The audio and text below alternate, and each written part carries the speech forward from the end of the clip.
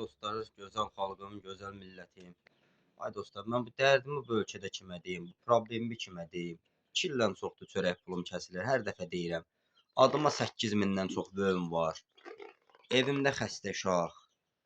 Deyib, şəraitim da buradadır, bax, odun pensiyandıram. Özünə dırnaq arası o müxbir, nə bilim, jurnalist yəni, Sevinç Telman qızıdır, Səidə Bəkir qızıdır. Hamısına müraciət eləmişik, heç kim müraciətə baxmır. Dəfələrlə 102 yığmışam. Dəfələrlə, nə bilim, asan xidmətlərə getmişəm. Keçdin, getdin.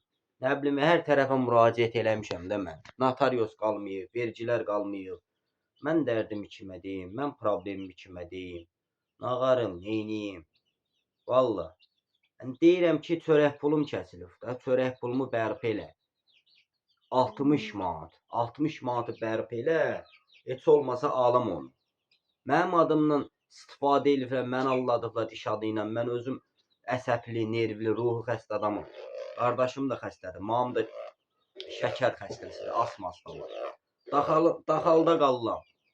Bütünlü günü bir ayağım lıqqada, bir ayağım palçıqda, əlim palçıq, lıqqa, bütünlü günü zibil eşirəm. Orada burada bizon qablar yığıram, hel qablar yığıram.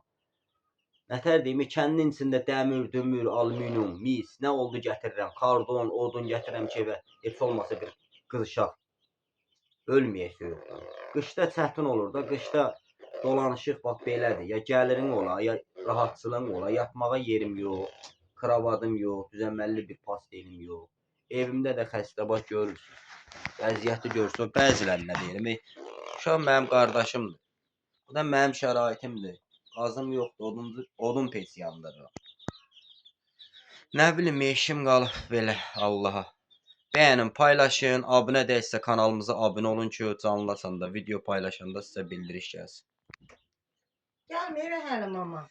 Bəstənə də oradadır. Bu da bəstənə, görürsünüz. Yazıq adamdır. Yox, gəlməyib bəstənə. Bir dənə salam denən bəstənə. Bir dənə gör, salam yer denə. Bəstənə odun pesini alır, baxın.